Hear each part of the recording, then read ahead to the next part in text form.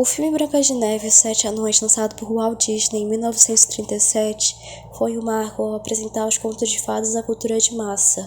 O filme teve recorde de bilheteria para a época e inaugurou a saga da Disney como ícone da cultura infantil.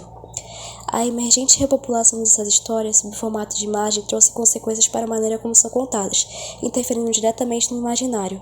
Nestas adaptações, há também a disseminação de novas ideologias características do regime social vidente.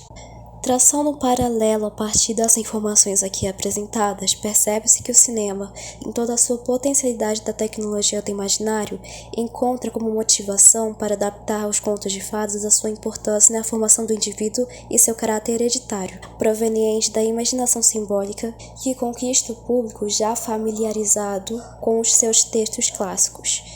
No entanto, há uma necessidade de modernização na narrativa que provém dos realizadores, que muitas vezes buscam recontar essas histórias de forma inovadora para que adequem-se aos ideais contemporâneos, aproveitando-se também de seu poder como ferramenta educativa.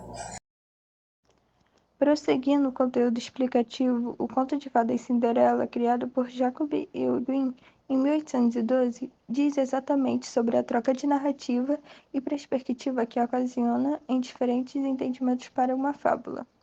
A essência do mito se refere às inúmeras explicações e interpretações da realidade. Logo, ao realizarmos a comparação com o conto da Cinderela, é perceptível a mudança de aspectos culturais mínimos vista em cada país, como na China, Índia e no Egito. O termo rebote significa reiniciar, vem cada vez ganhando mais força no mundo cinematográfico, pois os escritores e diretores estão sempre aderindo uma nova versão para suas histórias, como na adaptação de live action da própria Cinderela, estreado pela atriz e compositora cubana Camila Cabello, ou outras versões mais recorrentes do anime Pokémon, que sempre traz novos personagens, mas seguindo uma padronização do qual o protagonista precisa vencer todas as batalhas nos ginásios daquela região específica.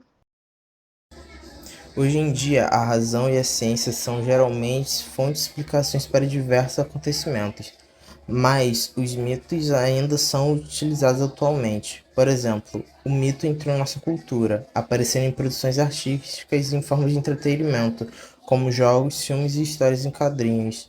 Por exemplo, Thor, deus nórdico do trovão, em sua forma original, ele é uma figura mitológica conhecida por sua força e martelo mágico, Mjolnir. Mas em histórias e quadrinhos e filmes da Marvel, ele é reinterpretado para ser um super-herói, lutando para proteger a Terra de várias ameaças, e suas ações podem ter consequências. Outro exemplo é Zeus, o deus grego do céu e do trovão. No filme da Disney, Hércules, Zeus é retratado não como um deus terrível, mas como um pai amoroso e um governante sábio do Olimpo. No caso, essa reinterpretação mostra que o mundo moderno valoriza a sabedoria e o amor paterno. Essas representações modernas de Thor e Zeus refletem a transição do mito para o Logos. No caso, como foram reinterpretados para o contexto moderno, usando a razão e a lógica para que eles tivessem ações e motivações que fizessem sentido de maneira racional. A transição do mito para o Logos foi um dos principais temas dos filósofos pré-socráticos, que tentaram explicar o universo através da razão e da observação em vez de mito. Mas, como esses exemplos mostram, ainda recorremos aos mitos para dar sentido ao mundo, mesmo que seja um mundo ficcional, como em caso de filmes e quadrinhos. Essa presença do mito em diferentes formas de expressão contemporânea nos convida a questionar a natureza da realidade, a origem das coisas, o papel dos deuses ou forças superiores e até mesmo a própria condição humana. Podemos nos inspirar em pensadores pré-socráticos como Tales, Anaximandro ou Heráclito para analisar criticamente essas manifestações do mito na sociedade atual, buscando compreender como essas narrativas influenciam nossa visão do mundo e nossas interações sociais.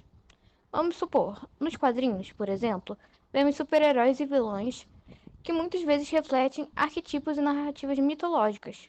Personagens como Thor, Mulher Maravilha ou até mesmo o Batman possuem conexões com figuras mitológicas antigas, trazendo à tona temas como heroísmo, justiça, poder e até mesmo redenção. E agora vamos falar das redes sociais. Nas redes sociais, o mito se manifesta através de memes, narrativas e compartilhamentos, culto a personalidades influentes e até mesmo na construção de identidades digitais. Por exemplo, podemos observar como certas figuras públicas são elevadas a um status quase mítico, com narrativas que se constroem em torno delas e que influenciam a forma como são percebidas pelo público.